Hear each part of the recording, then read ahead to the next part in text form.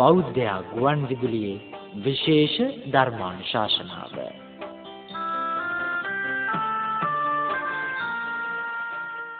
තෙරුවන් සරණයි සුබින්වත් ඔබ සියලු දෙනාට. උතුම් ප්‍රාර්ථනාවක් අරමුණු කරගනිමින් මේ සදහම් මන්සලට ගොඩ වැදුණු ඔබ උදෙසා බෞද්ධ ගුවන්විදුලි නාලිකාව ඔස්සේ බාහිර පටිගත කිරීමක් ලෙස විසිරුවා හැරෙන මේ සද්ධර්ම දේශනාව ආරම්භ කිරීමට අපි සූදානම් වෙන්නේ. සුබින්වත්නි, අද දවසේදී මේ උතුම් වූ සද්ධර්ම දේශනාව අපි පටිගත කිරීම සිදු කරන්නේ හෝමාගම පනාගොඩ කොම්පයාහේන භාවනා මධ්‍යස්ථාන පරිශ්‍රයේ සිට. මේ උතුම් වූ සද්ධර්ම දේශනාව පැවැත්වීම උදෙසා අප සිදු කළ ආරාධනය මෙත්සිතින් පිළිගෙන මේ පරිශ්‍රයට වැඩම කොට වදාළේ බියගම කොට්ටුන්න කල්යාණ මාවතේ ධම්මදස්සී බෞද්ධ මධ්‍යස්ථානයේ ප්‍රධාන අනුශාසක පූජ්‍යපාද දොළොස්වල උදිතදීර ගෞරවනීය ස්වාමින්ද්‍රයන් වහන්සේ, අපේ දේශකයන්න් වහන්සේ ගෞරව නමස්කාර පූර්වකව පිළිගනිමු. අවසරයි අපේ හාමුදුරුවනේ. සාදු සාදු සාදු. ගරු කටයුතු විහාරාධිපති පූජනීය කළුතර සාරද ස්වාමින් වහන්සේගේ අනුශාසනා පෙරදැරිව අද මේ උතුම් වූ පින්කමේ තම සදැහැති දායකත්වයෙන් කටයුතු කරන්නට දෙන්නේ විශ්‍රාමික පාඨශාලාචාර්යිනී කේ.කේ.ඩී. නන්දාවතී මාතාව ඇතුළු පින්වත් පිරිස, ඇයට වයස අවුරුදු 80ක් සම්පූර්ණ වීම නිමිති කරගෙන මේ උතුම් වූ සද්ධර්ම දේශනාවට එතුමිය ඇතුළු පින්වත් පිරිස දායකත්වයේ ධර්මයෙන් කටයුතු කරනවා. සද්ධර්ම දේශනාව ශ්‍රවණයට පෙර ආතුව අපි සියලු දෙනා තිසරණ සහිත පංචශීලයේ සමාදන් වීමට සාදුනාදයක් පවත්වලා තෙවරක් නමස්කාරය කියමු. අවසරයි අපේ හාමුදුරුවනේ. සාදු සාදු සාදු. නමෝ තස් භගවතු වරහතෝ සම්මා සම්බුද්දස්ස. නමෝ තස් භගවතු වරහතෝ සම්මා සම්බුද්දස්ස. නමෝ තස් භගවතු වරහතෝ සම්මා සම්බුද්දස්ස. බුද්ධං සරණං ගච්ඡාමි. බුද්ධං සරණං ගච්ඡාමි. ධම්මං සරණං ගච්ඡාමි. ධම්මං සරණං ගච්ඡාමි. සංඝං සරණං ගච්ඡාමි.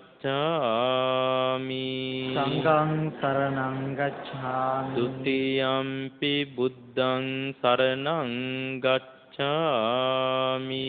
ဒ ුතියම්පි බුද්ධං සරණං ගච්ඡාමි. ဒ ුතියම්පි ධම්මං සරණං ගච්ඡාමි. ဒ ුතියම්පි ධම්මං සරණං ගච්ඡාමි. ဒ ුතියම්පි සංඝං සරණං ගච්ඡාමි. ဒ ුතියම්පි සංඝං සරණං ගච්ඡාමි. තතියම්පි බුද්ධං සරණං ගච්ඡාමි. තතියම්පි බුද්ධං සරණං ගච්ඡාමි. තතියම්පි ධම්මං සරණං ගච්ඡාමි. තතියම්පි ධම්මං සරණං ගච්ඡාමි. තතියම්පි සංඝං සරණං ගච්ඡාමි.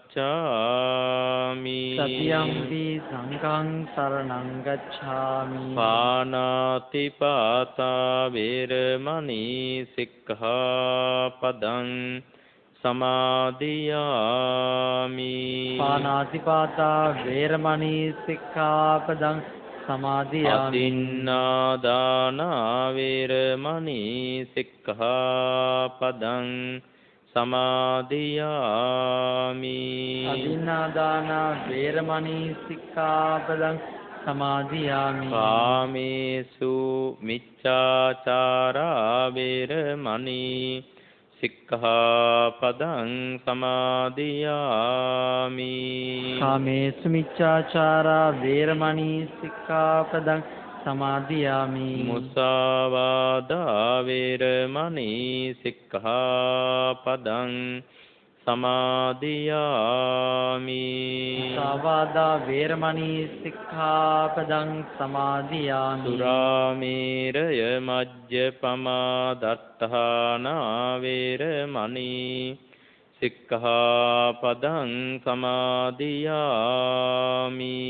සුරාමේරය මජ්ජපමා දට්ඨානා වේරමණී සික්ඛාපදං සමාදියාමි. තිසරණේන සද්ධින් පංච සීලං ධම්මං සාදුකං සුරක්ඛිතං කତ୍වා අප්පමාදේන සම්පාදේත්.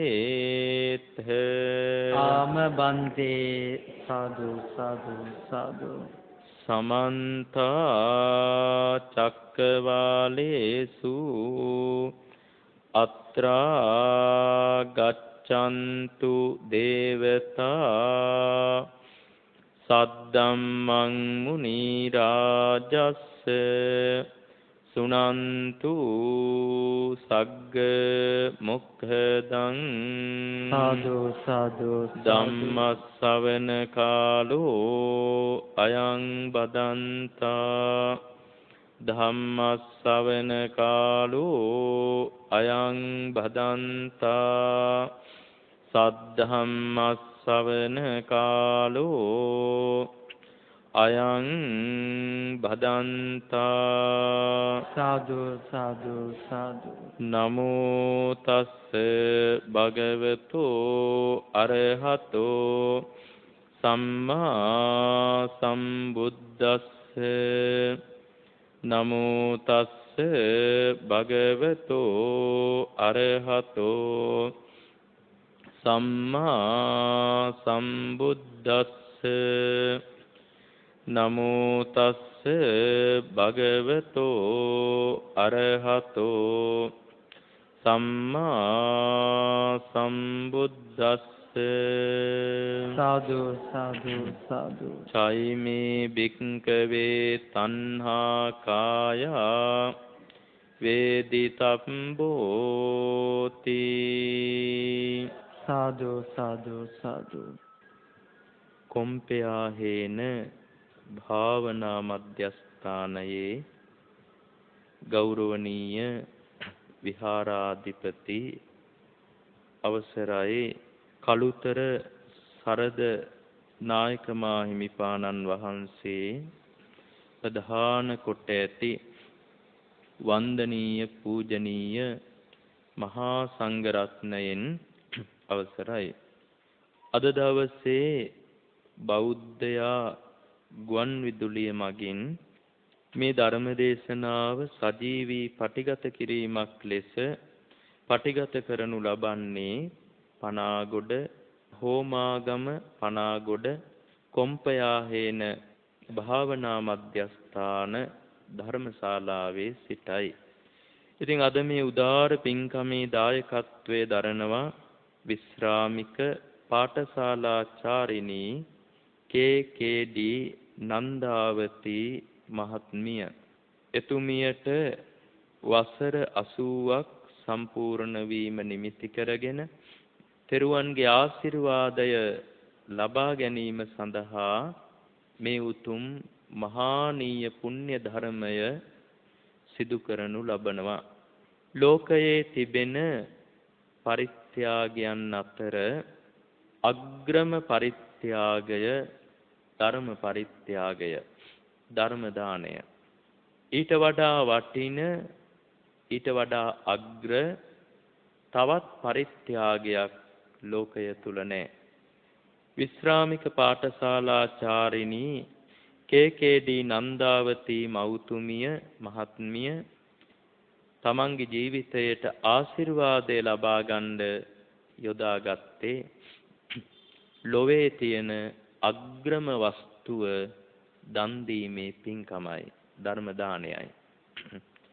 ඉතින් එතුමියත් බොහෝම සද්ධාවන්ත, සම්බුද්ධ ශාසනය කෙරෙහි ප්‍රශස්ත, බුදු සසුනේහි දියුණුව අභිවෘද්ධිය කැමැති, බොහොම සීලාදී ගුණවත් බවින් යුතු පින්වන්ත මෞතුමියක්. ඉතින් මේ මෞතුමියට ඒකාන්තයෙන්ම මේ පින් බලෙන් වීසස් 7 වර්ෂාධික කාලයක්ම දීර්ඝායු ශ්‍රී අභිවර්ධනය වී තව මෙබඳු ශාසනික ගුණධර්ම වල නිරත වෙන්නට කායික මානසික ශක්තිය ධෛර්යය වීර්ය අදිෂ්ඨානය ලැබේවා කියලා අපි මෙසිතින් ආශිර්වාද කරමු. අද ධර්ම දේශනාව සඳහා මා විසින් තෝරා ගත්තේ මජ්ක්‍ධිම නිකායේ සඳහන් වෙන ඊටාම වටිනා සූත්‍ර දේශනාවක්. මේ දේශනාව හඳුන්වන්නේ චචක්ක සූත්‍රය කියලා. බොහෝම ප්‍රසිද්ධයි. මොකද්ද දේශනාවේ නම? චචක්ක සූත්‍රය.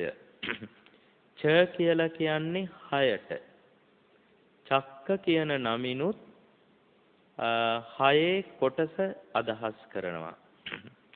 එතකොට චචක්ක කියලා කියන්නේ 6 බැගින් ධර්මකාරණා සඳහන් වෙන කොටස් 6ක්.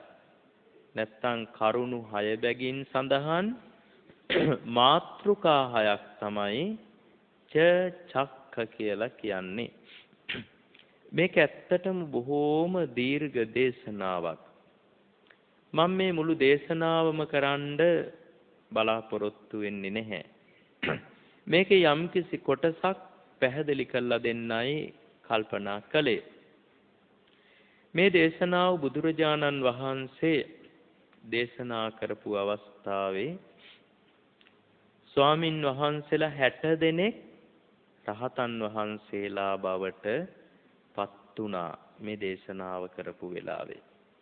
දේශනාව අවසානයේ සඳහන් වෙලා තියෙනවා භික්ෂූන් 69කගේ සිත් නිකලස් බවට පත් වූහ කියලා. ඒක පුදුම වෙන්න දෙයක් නෙමෙයි. මොකද බුදු කෙනෙක් ධර්ම දේශනාවක් කරනකොට 69ක් නෙවෙයි රහත් වෙන්නේ. දහස් ගණනින් ලක්ෂ ගණනින් අසංකේය ගණනින් රහත් වෙච්ච අවස්ථා තියෙනවා. ඉතින් 69ක් රහත් වීම අරුමයක්ද නැහැ. ඒක හන්දක පුදුම විය යුතු දෙයක් නොවේ. ඒ වගේම සාරිපුත්ත මහරහතන් වහන්සේත් බුදුරජාණන් වහන්සේ මේක දේශනා කළාට පස්සේ ඉගෙනගෙන උන්වහන්සේත් මේ දේශනාව කළා. එතකොට 69ක් රහත් වුණා. මොග්ගල්ලාන තෙරුන් වහන්සේත් මේ දේශනාව කළා. එතකොටත් 60 දෙනෙක් රහත් වුණා. ඒකත් පුදුම වෙන්න දෙයක් නොවේ. සාරිපුත්ත මොග්ගල්ලාන කියන්නේ මහා 이르දි බල ඇති තථාගතයන් වහන්සේට පමණක් දෙවනි වන ප්‍රඥා ඇති අග්‍ර ශ්‍රාවකයන් වහන්සේලා. උන්වහන්සේලා ධර්ම දේශනාවක් කරන මොහොතේ 69ක් නෙවෙයි දහස් ගණනින් රහත් වෙච්ච අවස්ථා තියෙනවා. ඒ වගේම ශාසන ඉතිහාසයේ කියනවා 80 මහා ශ්‍රාවකයන් වහන්සේලාම මේ චචක්ක සූත්‍රය දේශනා කළා කියලා. ඒ 80 මහා ශ්‍රාවකයෝ දේශනා කරපු හැම වෙලාවකමත් 69 බැගින් රහතන් වහන්සේලා බිහි වුණා. ඒකත් පුදුම විය යුතු නෑ. 80 මහා ශ්‍රාවකයෝ කියන්නේ බොහොම විශේෂිත භික්ෂු පිරිසක් උන්වහන්සේලා. මේකේ පුදුම විය යුතු කාරණාව සිද්ධ වුණේ ශ්‍රී ලංකා දීපයේදී. ඒක නිසා දේශනාවට පෙර ඒ පුදුම සහගත සිදුවීමත් ආශ්චර්යමත් සිදුවීමත් මා කෙටියෙන් හෝ සිහිපත් කරන්නම්. ලංකා දීපයේ මලියදේව නමින් හඳුන්වන මහා රහතන් වහන්සේ නමක් වැඩ හිටියා. මේ මලියදේව කියන මහරහතන් වහන්සේ මේ චචක්ක සූත්‍රය දේශනා කළා තියෙනවා ලෝවා මහා ප්‍රාසාදයේ යට මහලෙදී. ඒ දේශනා කරපු වෙලාවේ 60 දෙනෙක් රහත් වුණා. ලෝවා මහා ප්‍රාසාදයේ දෙවන මහලෙදී දේශනා කළා. ඒ මොහොතේ 60 දෙනෙක් රහත් වුණා. මහා චේතියං ගතෝ කියලා සඳහන් වෙලා තියෙනවා. මහා චෛත්‍ය ළඟට ගිහින් දේශනා කළා. මොකද්ද මහා චෛත්‍යය? රුවන්වැලි මහසෑය. රුවන්වැලි මහසෑය ළඟදිත් දේශනා කළා. මේ දේශනාව 60 දෙනා වහන්සේ කෙනෙක් රහත් වුණා. ඊළඟට චේතිය පබ්බතං ගතෝ චේතිය පර්වතයට නැත්තම් චෛත්‍ය පර්වතයක් මත පිහිටි චෛත්‍යයක් ඇති මහා චෛත්‍යයක් ඇති විහාරස්ථානයට වැඩම කළා කියලා අට කතාවේ සඳහන් වෙනවා. ඒ මහා චෛත්‍යයක් ඇති පර්වතය කියලා කියන්නේ මිහින්තලාවට අනුරාධපුරේ මිහින්තලේනි ගලක් උඩ ලොකුම චෛත්‍ය පිහිටලා තියෙන්නේ. ඉතින් ඒකට කියන්නේ චේතිය පබ්බත කියලා. පර්වතයක් මත චෛත්‍ය පිහිටි විහාරය.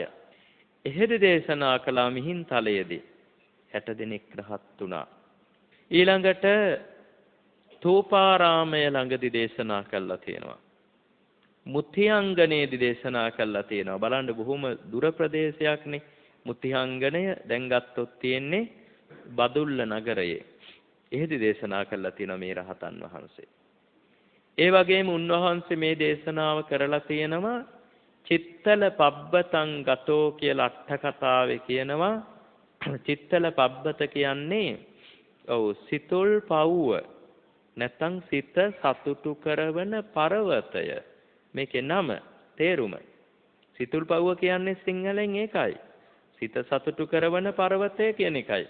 ඇයි මේ සිත සතුටු කරවන පර්වතය කියන්නේ? අර සිතුල් පවුවේ චෛත්‍ය දෙකක් තියෙනවනේ.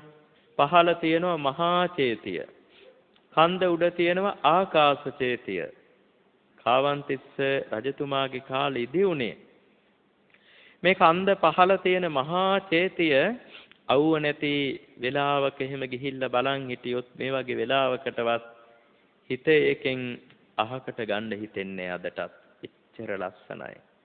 මේ සුන්දරත්වයේ දැකපු රහතුන් වහන්සේලා මේ විහාරස්ථානයට නම තැබුවේ චිත්තල පබ්බත සිත සතුටු කරවන පර්වතය කියලා. ඒ කාලේ 12000ක් මහරහතන් වහන්සේලා වැඩ සිටියා කියලා ඉතිහාසෙ සඳහන් වෙනවා. අදටත් දහස් ගණනක් ගල්ලෙන් මේ වනාන්තරය පුරා පිහිටලා තියෙනවා. දැනට එවෙන් 80 ගණනක් සංරක්ෂණය කරලා තියෙනවා. ඉතින් උන්වහන්සේ මේ සිතුල් පවුවට වැඩම කළා. වැඩම කරලා ඒ සිතුල් පවුව චෛත්‍යයේ පහළ තියෙනවා ලොකු පොකුණක්. අදටත් තියෙනවා මේ පොකුණ. උන්වහන්සේ මේ පොකුණ ළඟට වැඩියා. 60 වස් පිරුණු ස්වාමින් වහන්සේලා 69ක් නානවා මේ පොකුණේ. උපසම්පදාවෙන් අවුරුදු 60ක් සම්පූර්ණ වෙච්ච ස්වාමින් වහන්සේලා. ඒ කියන්නේ අඩුම ගානේ අවුරුදු 80ක්වත් වයසයි. උන්වහන්සේලා ළඟට මේ තෙරුන් වහන්සේ ගිහිල්ලා ඇහුවා ස්වාමීනි උදව් කරන්නද නාන්න කියලා.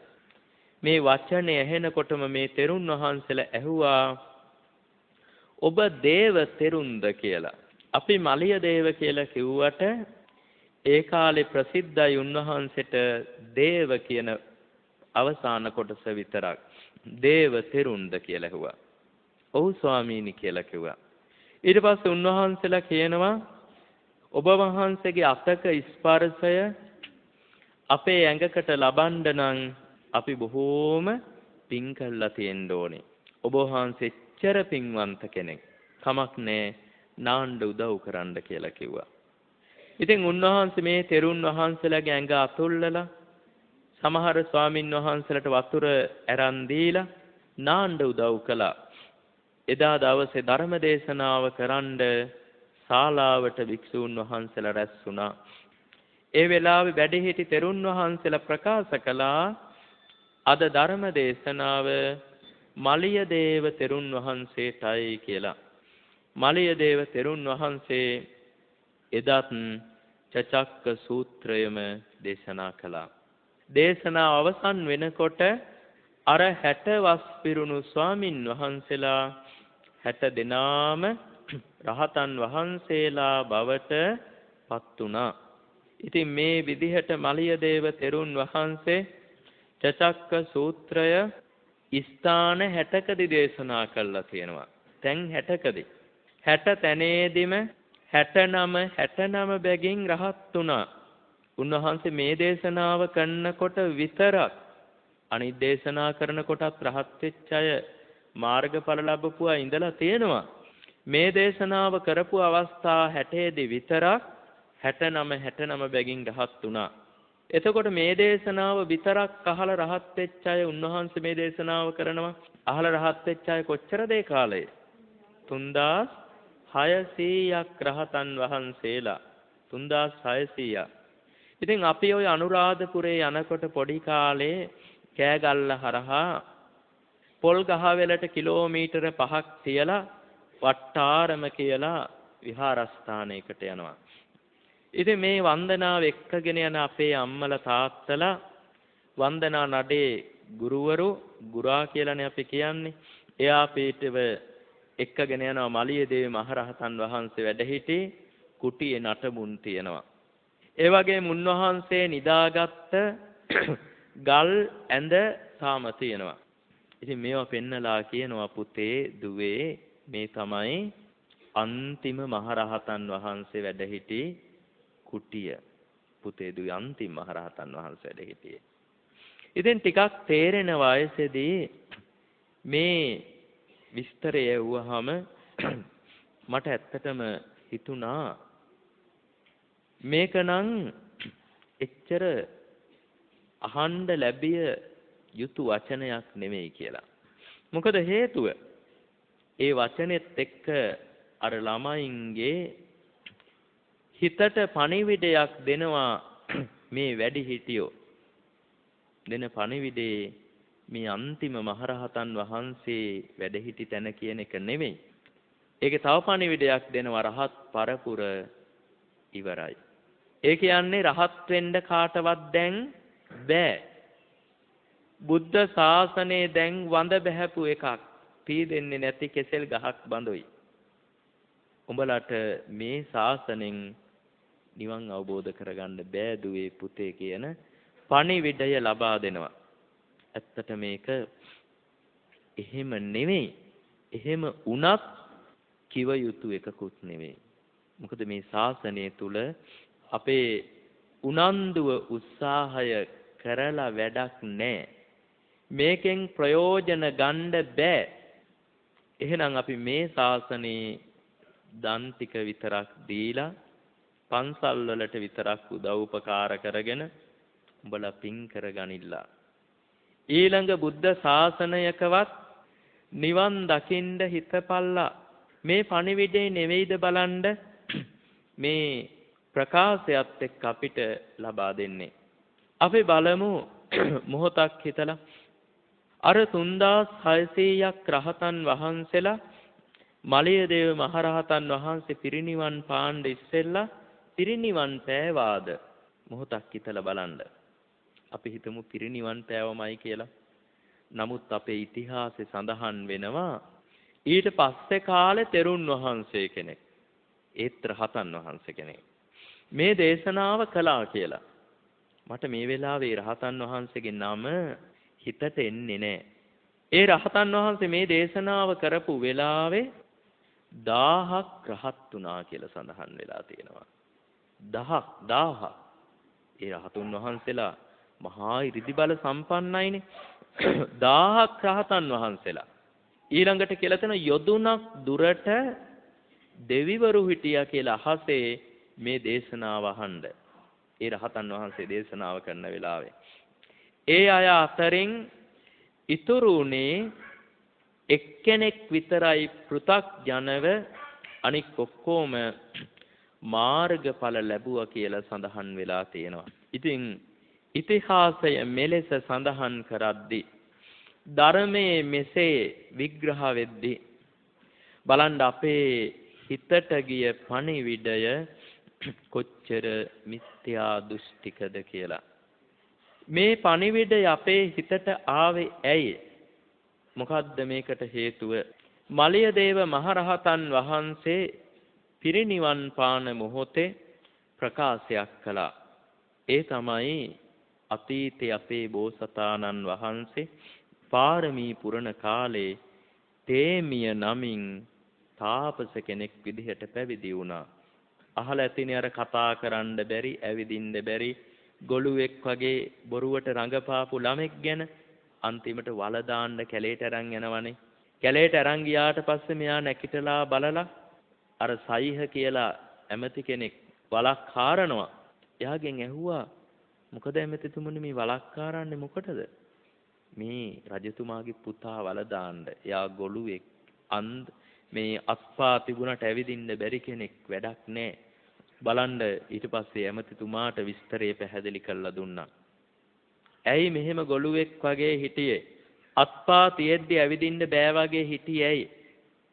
අවුරුදු 20ක් රාජ්‍ය පාලනය කරලා අවුරුදු 20000ක් නිරේ හිටියා. නිරේ ඉඳන් මේ ආවේ. මට අතීත ජීවිතේ පේනවා කියලා කිව්වා. ඉතින් දැනුත් මම රජතුමෙක්ගේ පුතෙක්. ඊළඟට රජ වුණාට පස්සේ තව අවුරුදු කොච්චර නිරේ ඉන්න වෙයිද දන්නේ ඊළඟ ජීවිතේ. ඒකයි මෙහෙම හිටියේ. එහෙම කියලා පැවිදි වෙන්න තීරණය කළා කියලා පැවිදි වුණා. පියා පැවිදි වෙන්න ආවා. විශාල පිරිසක් මහාන වුණා. රජතුමාගේ පුතානේ පැවිදි වුණේ. විශාල පිරිසක්. 12000ක් දෙනා පැවිදි වුණා සේනාව. ස්ත්‍රී පුරුෂ දෙපක්ෂයේම හිටියා. තාපසවරු විදිහට. ඉතින් මේ මලියදේව තෙරුන් වහන්සේ කියනවා මමත් එදා ගියා තේමිය තාපසයන් වහන්සේ ළඟ මහාන වෙන්න. මමත් මහාන වුණා. ඒ අයගෙන් ඒ 12000න් 11999ක්ම මේ වෙනකොට රහත් වෙලා පිරිනිවන් පාලා ඉවරයි. ඒකේ අන්තිම රහතන් වහන්සේ තමයි මම. එතන හිටපු අයගෙන් අන්තිමයා. එදා යා උන්වහන්සේම කියන වචනේ මෙහෙමයි. තේමිය බුදු පිරිසෙන් අවසානයා මමයි. අද මමත් පිරිනිවන් පානවා. අදින් ඒ බුදු පිරිස ඉවරයි කියලා කිව්වා. ඒ බුදු පිරිස කියලා කිව්වේ මේ බුද්ධ ශාසනයේ රහත් පිරිස ඉවරයි කියලා නෙවෙයි. අර තේමිය කාලේ හිටපු 12000ගෙන් 12000 වෙනියා අද පිරිනිවන් පානවා කියලා කිව්වේ. කවුරු හරි මෝඩයෙක් මේක කියෙව්වා උඩින් පල්ලෙන් කියවලා තීරණය කළා බුදු පිරිස ඉවරයි කිව්වේ රහතන් වහන්සේලා ඉවරයි කිව්වා. අනික් අයටත් කිව්වා. අනික් අයත් පිළිගත්තා. කොහෙද මුල පටන් ගත්තේ කොතනද මොකද්ද ඉතිහාසයේ කිසිම දෙයක් හොයලා බැලුවේ නැහැ. අපේ පොඩි අයගේ පටන්ම ඔළුවට දැම්ම මේ ශාසනයේ දැන් ප්‍රතිඵල ලැබිය නොහැකිය කියන මිත්‍යා දෘෂ්ටිය. බහන කොච්චර මිත්‍යා දෘෂ්ටියක්ද මේක කියලා. අර ඉස්සර හාවෙක් නිදාගෙන ඉන්නකොට තල් ගහක් යට එතන තිබිච්ච බෙලි ගහකින් ගෙඩියක් මේ තල් කොළේට වැටුණා. හාව ගැස්සිලා හැරුණා. එයා නිින්දේ හිටිහන්ද යාට හිතුනේ මහා ශබ්දයක් වගේ. එයා මොකද හිතුවේ? ලෝකේ පෙරලෙනවා. ඉක්මනින් බේරෙන්න ඕනි. දුවන්න පටන් ගත්තා. වටපිටාවේ හම්බ වෙච්ච ඔක්කොටම ගිනි තියාගෙන ගියා. උඹලා දුවපල්ලා. ඔන්න ලෝකේ පෙරලෙනවා මාත් මේ දුවනවා. හැමෝම දිව්වයි පස්සේ.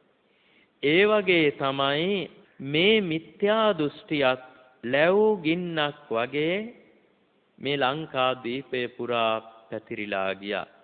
ඉතින් මම ඒ ගැන එච්චර කියන්න බලාපොරොත්තුවක් නැහැ. කෙසේ නමුත් හොඳින් මතක තබා ගන්න මේ ශාසනය තවම ජීවමානයි. උන්වහන්සේ පිරිනිවන් පාණ්ඩ මොහොතකට ඉස්සෙල්ලා කියනවා ආර්ය අෂ්ටාංගික මාර්ගය ලෝකය තුල යම් තාක්කල් පවතීද ඒ තාක්කල් පළමුවන ශ්‍රමණයාගෙන් ලොව හිස් නැතයි මම කියමි. දෙවන ශ්‍රමණයාගෙන් ලොව හිස් නැතයි කියමි. තෙවන ශ්‍රමණයාගෙන් ලොව හිස් නැතයි කියමි. සිව්වන ශ්‍රමණයාගෙන් ලොව හිස් නැතයි කියමි. පළමුවන දෙවන තුන්වන හතරවන ශ්‍රමණයෝ කියලා කිව්වේ සෝවහන් සකදාගාමි අනාගාමි අරිහත් කියන ආර්ය පුද්ගලයෝ හතර දෙනයි. ඒ ආර්ය පුද්ගලයන්ගෙන් ලෝකේ හිස් නැහැ කියලා ප්‍රකාශ කළා. ආර්ය අෂ්ටාංගික මාර්ගයේ තියෙන කම්ම ලෝකේ මාර්ගඵලලාභෙන් ඉන්නවා කියලා ඒ භාග්‍යවතුන් වහන්සේ සිංහනාද කළා. අභීත සිංහනාදයක් කළා. ඒකත් එක්ක අපිට තව පණිවිඩයක් දෙනවා. මොකද්ද පණිවිඩය? ආර්ය අෂ්ටාංගික මාර්ගයේ දැනුත් ත්‍රිපිටකය තුල නිරුපද්‍රිතව තියෙනවා. එක රටක නෙමෙයි රටවල් ගානකම. එහෙනම් අපිට පණිවිඩයක් දෙනවා අද ආර්ය අෂ්ටාංගික මාර්ගයේ තියෙන හන්දා අදත් මාර්ගඵල ලබන්න පුළුවන්. රහතුන්ගෙන් හිස් නැහැ කිව්වේ රහතන් වහන්සේලා ඉන්නවා. රහතන් වහන්සේලා ඉන්නවා කියන්නේ ශාසනයේ තවම ජීවමානයි. ශාසනයේ තවම මාර්ගඵල ලබන්න පුළුවන්. ඒ පණිවිඩය දෙනවා. ඉතින් මේ චචක්ක කියන සූත්‍රයේ මාත්‍රිකා 6ක් විස්තර කරලා දෙනවා. මම මුලින්මත් කිව්වනේ මේක ගොඩාක් දීර්ඝ සූත්‍රයක් කියලා. ඒකන්ද මම මාත්‍රිකා 6 ඉස්සෙල්ලාම මාත්‍රිකා වලින් විතරක් කියන්නම්. ඇස කන නාසය දිව ශරීරය මනසය කියන ආධ්‍යාත්මික ආයතන 6 අවබෝධ කළ යුතුය. රූප, ශබ්ද, ගන්ධ, රස, ස්පර්ශ, සිතුවිලි යන බාහිර ආයතන 6 අවබෝධ කළ යුතුය. චක්කු විඥාන, සෝත විඥාන, ගාන විඥාන, જીවහා විඥාන, කාය විඥාන, මනෝ විඥාන යන විඥාන 6 අවබෝධ කළ යුතුය. ඇසේ ස්පර්ශය, කනේ ස්පර්ශය, නාසයේ ස්පර්ශය, දිවේ ස්පර්ශය, කයේ ස්පර්ශය, මනසේ ස්පර්ශය යන ස්පර්ශ 6 අවබෝධ කළ යුතුය. ඊළඟට ඇසේ ස්පර්ශයෙන් හටගන්න වේදනා, කනේ ස්පර්ශයෙන් හටගන්න වේදනා, නාසයේ ස්පර්ශයෙන් හටගන්න වේදනා, දිවේ ස්පර්ශයෙන් හටගන්න වේදනා, කයේ ස්පර්ශයෙන් හටගන්න වේදනා, මනසේ ස්පර්ශයෙන් හටගන්න වේදනා යන වේදනා 6 අවබෝධ කළ යුතුය. මේ මාත්‍රිකා දැන් 5යි. 6 වෙනි මාත්‍රිකාව තමයි තණ්හා 6 අවබෝධ කළ යුතුය.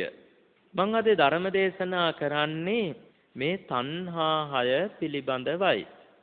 මේ තණ්හා 6 ඔබට තියෙනවාද නැද්ද? තියෙනවද නැද්ද? තියෙනවා. මොනවද තණ්හා 6? රූප කෙරෙහි ආසාව, ශබ්ද කෙරෙහි ආසාව, සුවඳ කෙරෙහි ආසාව, රසය කෙරෙහි ආසාව, ස්පර්ශයට ඇති ආසාව, සිතුවිලි වලට ඇති ආසාව. පාලියෙන් කියන්නේ කොහොමද? රූප තණ්හා, ශබ්ද තණ්හා, ගන්ධ තණ්හා, රස තණ්හා, පොට්ඨබ්බ තණ්හා, ධම්ම තණ්හා. මේ තමයි තණ්හා 6. බලන්න මොහොතක් හිතලා අපි දන්නවා මේ 6 අපේ හිත තුල තියෙනවා. පුංචි කාලේ ඉඳන් දහම් පාසල් යන වයසේ ඉඳන් දන්නවා තණ්හා 6. ඉතින් අපි පාරට බැස්සහමත්, ගෙදර හිටියහමත්, දුරකථනයෙන් සමහර විට එන දුර ඇමතුමක්ට පිළිතුරු දෙන්න ගියාමත්, ගුවන් විදුලිය, රූප වාහිනිය, ගෙදරට එන අය, මගතොටේ හමු වෙන අය, ඇසුරු කරන අය, මේවා නිසා අපිට ජීවි අජීවි වස්තු නිසා අපිට මේ තණ්හා 6 උපදිනවා. තනියම සමහර විට ආසා සිතුවිලි ඇති වෙනවා, ධම්ම තණ්හා. මේ 6ටමනේ අපි කාමච්ඡන්දය කියලා කියන්නේ. කාමච්ඡන්දය කියන්නේත් මේ 6ට. බලන්න අපිට පොඩි කාලේ ධම්ම තණ්හා 6 ගැන දැනුමක් තියෙනවා. දැනුමක් තිබුණට අපි මොහොතක් මෙහෙම හිතමු. ලස්සන කෙනෙක් හෝ ලස්සන දෙයක් හෝ ඔබ දකිනවා. එතකොට ඔබේ හිත තුළ ආසාව හට ගන්නවා. ඒ ආසාව හටගත්තාම අපි හිතමු ලස්සන කෙනෙක් ගැන. ඔබ මොකද කරන්නේ ඇත්තටම? ඔබ මේ ආසාව දන්නවා මේක දැනුමෙන් නම් හොඳට දන්නවා රූප කෙරෙහි ආසාව රූප තණ්හා ඒක තණ්හා 6න් එකක්. ඊළඟට මේ ආසාවට කියන්නේ කාමච්ඡන්දය කියලා. පොතෙන් දන්නවා විභාග ලියලා පාස්. ඒ වුණාට ආසාව හටගත්තට පස්සේ මොකද කරන්නේ? ඔහේ මේක ගලාගෙන යන්න අරිනවන්නි කරුණේ. කිසිම දෙයක් කරන්නේ මේක නවත්ත ගන්න. අපි මෙච්චර කල් කළේ එකයි. කිසිම දෙයක් කරන්නේ මම මේ කියන්නේ දුව කෙරෙහි ඇතිවෙන ආදරයට, පුතා කෙරෙහි ඇතිවෙන ආදරය, සහෝදරයා, සහෝදරිය, අම්මා තාත්තා, ස්වාමියා භාර්යාව, ඒ වගේම ආච්චි අම්මා සීයා මේ අය කෙරෙහි ඇතිවෙන ආදරයක්, ඇලීමක්, ආසාවක් ගැන නොවේ. ඒක අපිට තියෙන්න ඕනේ. ඒක නැත්තම් අපිට ගිහි ගෙදර ගිනි ගයක් විදිහට වැටහෙන්න ගන්නවා. ඒක නැතුව ගිහි ගෙදර ගත කරන්න බැහැ. පොඩි කාලේ ඒක අපිට තේරෙන්නෙත් නෑ. මෙහෙම එකක් අපිට තියෙයිද නැද්ද කියලාත් හරියට. නමුත් ලොකු වෙලා මේක තේරෙන්න ගත්තොත් එහෙම ගෙදර අතහැර දාලා යනවා පැවිදි වෙන්න. පොඩි කාලේ පැවිදි වෙන හැමෝම මෙහෙම ආසාව තේරුම් අරගෙන අතහැරලම නෙමෙයි සමහර විට වටාත්ත දැකලා ආසාවට, සිවුර දැකලා ආසාවට, බෝධි පූජාව තියනවා දැකලා ආසාවට, අනේ ආසාවල් ඉවර වෙනවා ටික දවසක් යනකොට. තරුණ වයසට එනවා ජීවිතේ අමුතුයි. එහෙ මේ කට්ටිය කතා කරනවා දැනෙනවා ෆෝන් වලින්, දුරකථනයෙන්, ඒ වගේම පේනවා ටීවී එකෙන් පරිසරය යනකොට හිතනවා මහා ලොකු දෙයක් ඇති. මේ මුළු වලට වෙලා කතා කර කර එහෙම ඉන්නේ, උකුළු මුකුළු කරන්නේ. ගොඩක් ලොකු දෙයක් ඇති. ඉතින් මොකද කරන්නේ? යථාර්ථය දන්නේ නැහැ. ගිහි ගෙදරට යනවා. අන්තිමට පැවිද්දේ සැපයක් නැහැ. ගිහි ගෙදර සැපයක් නැහැ. මොකද දවසක් හරි මහාන වෙලා හිටි කෙනෙකුට පොඩි හරි අතහැරීමේ නෙක්කම් අදහසක් තියෙනවනේ හිතේ. මේක ඉඳලා ගිහි ගෙදරට ගියාට පස්සේ පොඩි ප්‍රශ්නයක් වුණත් මේක මොන වදයක්ද කරදරයක්ද කියලා හිතෙනවා. ගිහියන්ට ප්‍රශ්නාවට කමක් නැහැ. ගිහි ගෙදරම හිටියායට. මොකද යාලා එක දවසකටවත් අතහැරලා නැහැ මේ ගෙදර. ඥායදෑයෝ, මව්පියන්, සහෝදර දවසකටවත් අතහැරලා නැහැ. ඉතින් යාලා හිතන්නේ මේ ප්‍රශ්නේ අර එහෙම වුණාම හරියයි. බලන්න කසාද බැඳලා ප්‍රශ්නයක් ඇති වුණාම අම්මා තාත්තා හිතන්නේ දරුවෙක් හිටියානම් ඔක්කොම ඉවරයි කියලානේ. අන්න එතෙන්ට එන්නේ. ඔහොම හිතලා පොඩි දෙයින් මේ ප්‍රශ්න හදාගෙන ඉස්සරහට යන්න පුළුවන් ප්‍රශ්න මැදම. හැබැයි අතහැරීමේ අදහස නෙක්ඛම්මය දවසකට හරි පුරුදු කළ කෙනාට හිතෙනවා මොකද්ද මේක? ඇයි මේ ජීවිතේ වැඩක් නැහනේ. ඉතින් ඒ වෙනකොට දරුවොත් ඉන්නවා යන්නත් බෑ සසුනට, කෙනෙක් අතරමං කරන්නත් බෑ. ගිහි ජීවිතෙත් නෑ, පැවිදි ජීවිතෙත් නෑ. එයා ගිහි සැපේනුත් පිරිහෙනවා, පැවිදි සැපේනුත් පිරිහෙනවා.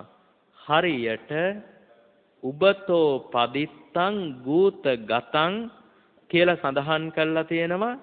ඒ කියන්නේ දෙපැත්තම ඇවිලිච්ච මැද මල කුණු තැවරිච්ච සොහොනක තිබිච්ච දරපෙනෙල්ලක් වගේ වෙනවා යා.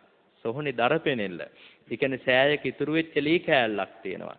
දෙපැත්තම ඇවිලිලා මැද මල කුණු ටිකක් රැඳිලා. ඉතින් ඕක මිනිහක් පිච්චුවට පස්සේ කොහේ හරි තියෙනවා.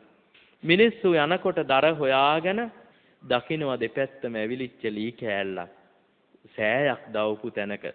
මිනිස්සු මේක දරට ගන්නවද? නෑ. මිනී පුච්ච පුලිය ගෙදර හරියටවත් ගෙනෙන්නේ නෑ, දරට ගන්නෑ. එයා එතකොට ගමේ ජීවත් වෙන මිනිස්සු දරට ගන්නෙත් නෑ. වනයේ ජීවත් වෙන ආදිවාසීන් වගේ අය ඉන්නවනම් එයාලා දරට ගන්නෙත් නෑ. මේක වනයනුත් ප්‍රතික්ෂේප වෙනවා, ගමෙනුත් ප්‍රතික්ෂේප වෙනවා. දෙපැත්තම ගණන් ගන්න නැති එකක් වෙනවා. ඒ වගේ මේ සිවුරු ඇරපු ගිහියා ගොඩක් වෙලාවට ගිහි සැපේනුත් පිරිහෙනවා, පැවිදි සැපේනුත් පිරිහෙනවා. ඔවුන්ට ලෝකෙ ලොකු තැනක් දෙන්නත් හොඳ නැහැ. මොකද ඒක එච්චර හොඳ ආදර්ශයකුත් නෙමෙයි පැවිදි වෙලා ඉන්න පිරිසට, විශේෂයෙන් පොඩි ස්වාමින් වහන්සේලාට, තරුණ ස්වාමින් වහන්සේලාට ඒක හොඳ ආදර්ශයක් නෙමෙයි.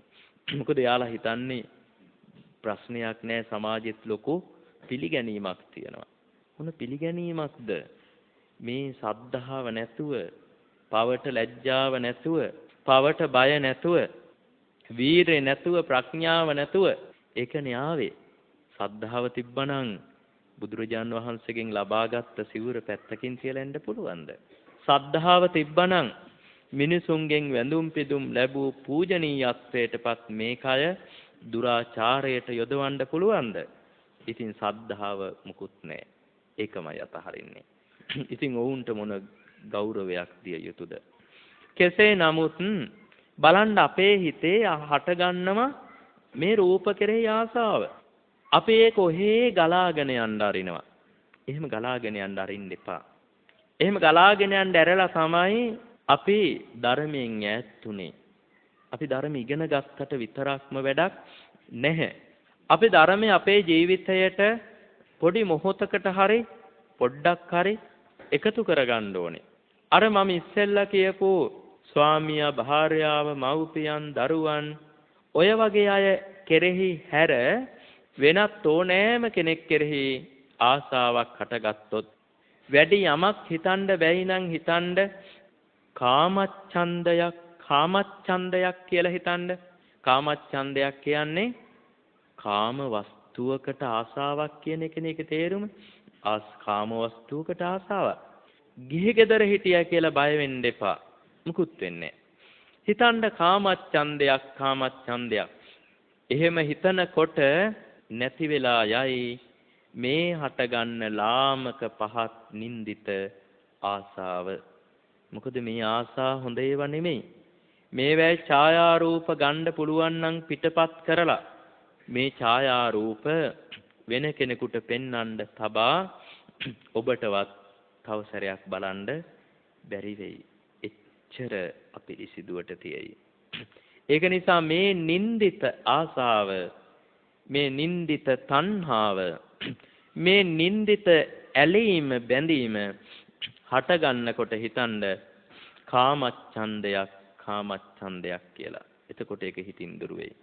එහෙම හිතලත් දුරු වෙන්නේ නැති තරම් මේ අනවශ්‍ය දෙයකට, අනවශ්‍ය කෙනෙකුට හටගත් ආසාව ප්‍රබලයි නම් එහෙනම් හිතන්න මේක හරියට මලකුණක් පිරිසුදු රෙදි කඩකින් වහලා තියනවා වගේ. මැරිච්ච මලකුණක්. අද වගේ අර පෝමුලින් ගහපු මලකුණක් නෙමෙයි. ඒක නම් ලස්සනට පිම්බිලා තියෙනවනේ. හිටියට වඩා ලස්සනයි ඇඳුම. හිටියට වඩා ලස්සන බල්බ් පැලක් වටේට දාලා. ගෙදර අය හිටියට වඩා පුදුම විදිහට ගරු කරන්නේ. ඉතින් ඒක දැක්කහම නම් මැරෙන එක වාසනාවක් කියලා හිතෙන්නේ. එහෙම බැලුවාම. මොකද හිටියට වඩා ගරු. ඒ මලකුණක් නෙමෙයි. ඔය අර කැලෑවල් වල එහෙම තිබිලා හම්බ වෙන්නේ. සත්තු මූණ කාලා ගිහිල්ලා, කබරෝ ඇවිල්ලා බඩ හාරගෙන ගිහිල්ලා, කාක්කෝ ඇවිල්ලා කකුලෙන් පාගගෙන පටි අනික් කටින් අදිනව හොටෙන් අල්ලලා අන්න ඒ වගේ පණුව ගහලා සිරි ගාලා දඟලනවා. ඔය වගේ අපිරිසිදු අසූචි ගොඩක් කුණු වෙනවා වගේ මස් කුණු වෙන මලකුණක් තියෙනවා. මේ මලකුණ කවුරු හරි කැතයිනේ අපිරිසිදුයිනේ කියලා දැන් මලකුණත් හොයාගත්තත් එහෙමනේ. රෙදි කැබැල්ලකින්, පිරිසිදු රෙදි කැබැල්ලකින් වහනවා. අපේ හිතමු ගොඩාක් ලස්සන රෙද්දකින් වහනවා. ඔය ටීවී එකේ එහෙමත් පෙන්වන්නෙම වහලා තියෙනවා මලකුණු හොයාගත්ත ඒවා. ඉතින් ඈත ඉඳන් බලනකොට හරීම ලස්සනයි. ගඳෙන්නේ නැහනේ ගොඩක් නෑතට. ඉතින් ආස හිතෙනවා හරි ලස්සන රෙදි කෑල්ලක් මොකද්ද වහලා තියෙන්නේ. හැබැයි ඇතුළට කිමිදිලා බැලුවනම් මහලා තියෙන්නේ මොකද්ද? සත්තු කාපු, පණුව ගහපු, අසූචි ගොඩක් වගේ කුණු වෙච්ච මලකුණක්. Tamanට අනවශ්‍ය කෙනෙක් කෙරෙහි ආසාවක් ඇති වුණොත් ඇත්තටම හිතන්න මේක ලස්සන රෙදි කඩකින් වහපු මලකුණක් කියලා. මේ රෙදි කඩ මොකද්ද? හැම මේ ලස්සන රෙදි කඩ මලකුණ වහලා තියෙන. මේකට විතරයි මේ ආස කරන්නේ. අපි ආස හිතෙනවා නම් මූණේ හැම ගලවලා බැලුවොතින් එහෙම තේරෙනවා යථාර්ථය මොකද්ද? අපි ආස හිතෙනවා නම් පාදයකට පාදේ හැම ඉවත් කරලා බැලුවොත් අන්න යථාර්ථය. ඉතින් ඒක නිසා මේකටද මම මේ ආසා කරන්නේ තණ්හා කරන්නේ. එහෙම හිතන්න ගිහි ගෙදර හිටියට කමක් නැහැ. හිතන්න එපා මේක ගිහි ජීවිතේම කඩා වැටෙයි. කඩා වැටෙනව නෙමෙයි තව සාර්ථක වෙනවා. මොකද එතකොට බාහිර කෙනෙක් කෙරෙහි කෙලෙස් හටගන්නේ කඩු වෙනවා. ගිහි ජීවිතයක් කඩාකප්පල් වුණා නම් ගොඩාක් ගිහි ජීවිත කඩාකප්පල් වුණේ බාහිර අය කෙරෙහි කෙලෙස් හට ගැනීම නිසායි.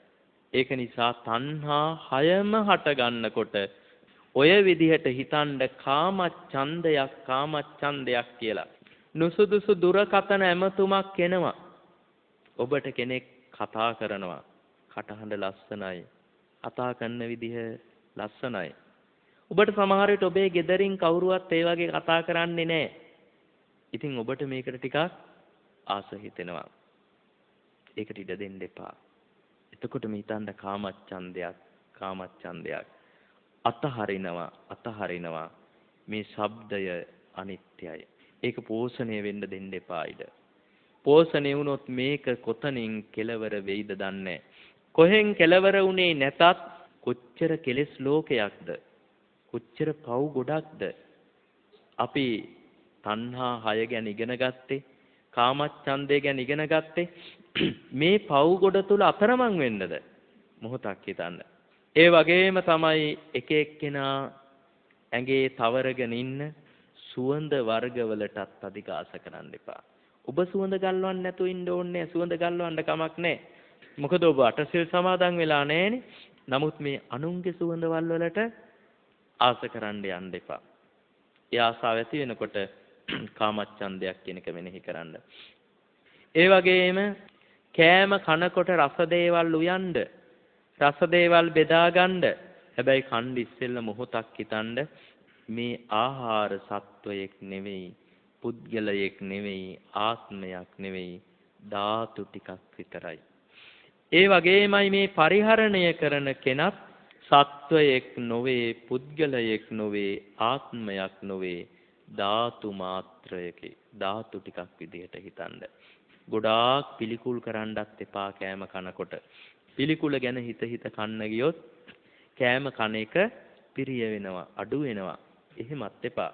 එහෙම නැතුව ධාතු වශයෙන් හිතන්න, අනිත්‍ය වශයෙන් හිතන්න. ඒ රසය ගැන. ඊළඟට කෑම කනකොට දැනෙන අධික රසය පවා රසදේ බෙදාගත්තට උයාගත්තට දැනෙනකොට රසය අනිත්‍යයි කාමච්ඡන්දයක් කියලාත් මෙනෙහි කරන්න සිහියෙන්. ඒ වගේම තමයි තමන්ට නොගැලපෙන ස්පර්ශයකට කවදාවත් ආසාවක් කයින් ලබන්නත් එපා. ඉබඳු ස්පර්ශයක් කයින් තබා ඉබඳු ස්පර්ශයක් මනසින්වත් ස්පර්ශ කරන්න එපා. ඔබ එතකොට බොහෝම නින්දිත පුද්ගලයෙක් බවට පත් වෙනවා. එයාලට කියන්නේ අසෝචි සංකප්ප සමාචාරෝ කියලා. ඒ කියන්නේ අසූචි වගේ කැත සිතුවිලි හිතන අය කියලා. Tamanට නුසුදුසු කෙනෙකුගේ ස්පර්ශයක් මනසින් හරි හිතනවා නම් අසූචි සංකප්ප සමාචාරෝ අසූචි වගේ කැත සිතුවිලි හිතන පව්කාරයෙක් කියලා කියන්නේ බුදුරජාණන් වහන්සේ.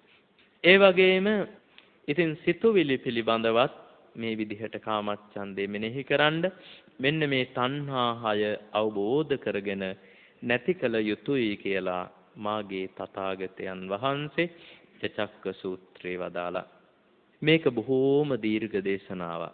මම මේ ප්‍රකාශ කළේ දේශනාවෙන් ඊටාම සුළු ශේෂයක් පමණයි. අද ධර්ම දේශනාවත් මෙපමණයි.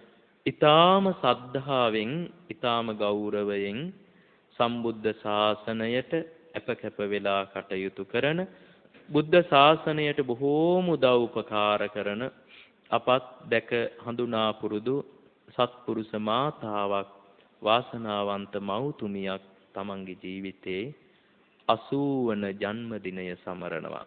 තවමත් එතුමිය පින්බලෙන් හොඳ සිහියෙන් ඉන්නවා.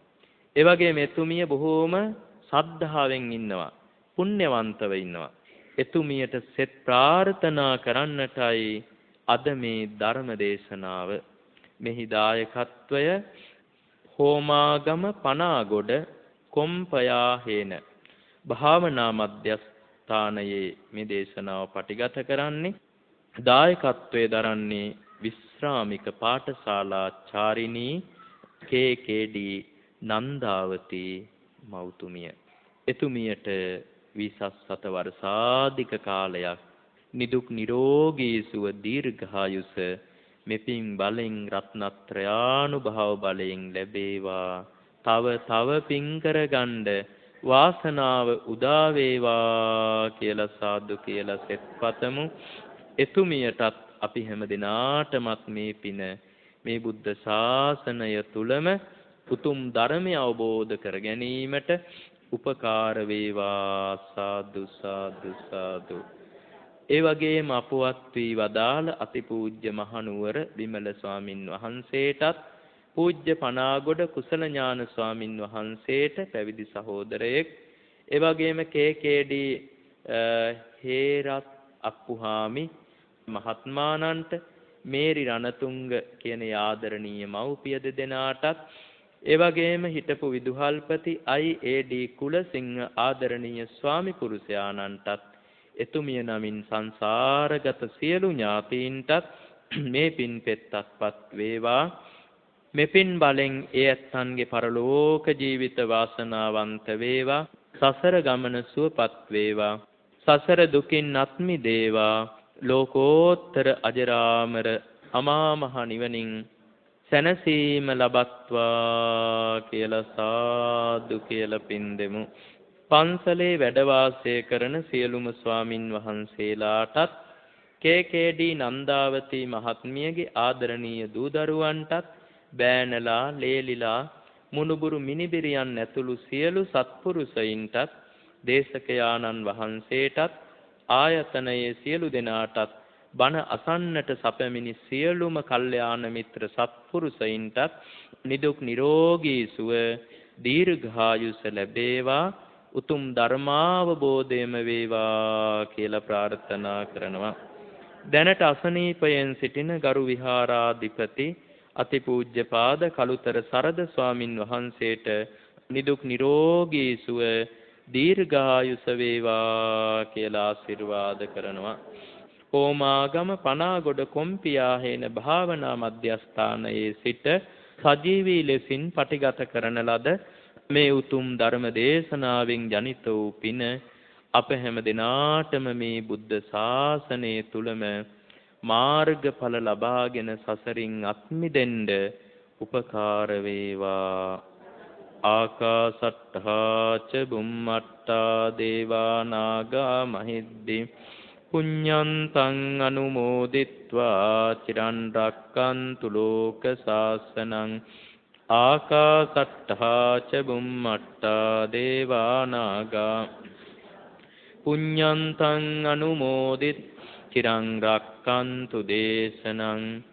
ආකාසට්ඨා ච බුම්මට්ඨා දේවා නාග පුඤ්ඤන්තං අනුමෝදිත්වා චිරන් රක්ඛන්තු මං පරන්ති. හැම දිනාටම තෙරුවන් සරණයි. සාදු සාදු සාදු. සුවින්වත්නි, ජීවිතය පිළිබඳව බුද්ධියෙන් විමසා බලන්නට, එතුලින් අපේ ජීවිතයේ යහපැවැත්ම උදෙසා මෙහෙයවන්නට අවශ්‍ය දහම් බෙදක් ගෙවුණු පෑ තුළ ඔබ අප මෙලෙස ශ්‍රවණය කරන්නට යෙදුණා. අප සිදු කළ ආරාධනය මෙත්සිතින් පිළිගෙන මේ ධර්ම පරිශ්‍රයට වැඩම කොට වදාළ බියගම කොට්ටුන්න කල්යාණ මාවතේ ධම්මදස්සී බෞද්ධ මධ්‍යස්ථානයේ ප්‍රධාන අනුශාසක පූජ්‍යපාද දොළොස්වල උදිත දීර ස්වාමීන්ද්‍රයන් වහන්සේට සිදු කරන ශාසනික මෙහෙවර තව බොහෝ කල් සිදු කරන්නට අවැසි ශක්තිය ධෛර්යය නිදුක් නිරෝගී චිරජීවනයේ ලැබේවායි අපි මෙත් සිතින් ප්‍රාර්ථනා කරමු. සාදු සාදු සාදු. පින්කමේ දායකත්වයෙන් කටයුතු කරන්නට යෙදුනේ පූජනීය විහාරාධිපති කළුතර සාරද ගෞරවනීය ස්වාමීන් වහන්සේගේ අනුශාසනා පෙරදැරිව විශ්‍රාමික පාඨශාලා ආචාර්යනී කේ.කේ.ඩී. නන්දාවති මහත්මිය ඇයගේ 80 වෙනි ජන්මදිනය නිමිති කරගනිමින් මේ පින්කමේ දායකත්වයෙන් කටයුතු කරන්නට යෙදුණා. ගෞරවනීය ස්වාමීන් වහන්සේත් ඇතුළු මහා සංඝරත්නය සිදු කරන මේ ශාසනික මෙහෙවරත් තව බොහෝ කල් සිදු කරන්නට අවශ්‍ය ශක්තිය ධෛර්යය ලැබේවායි ප්‍රාර්ථනා කරමු.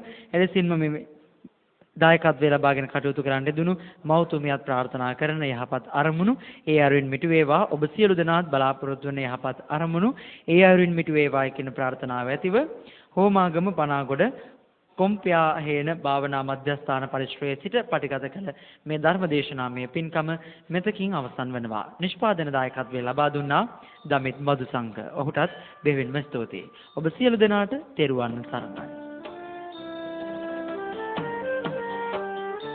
බෞද්ධ ගුවන් විදුලියේ විශේෂ ධර්මානුශාසනාව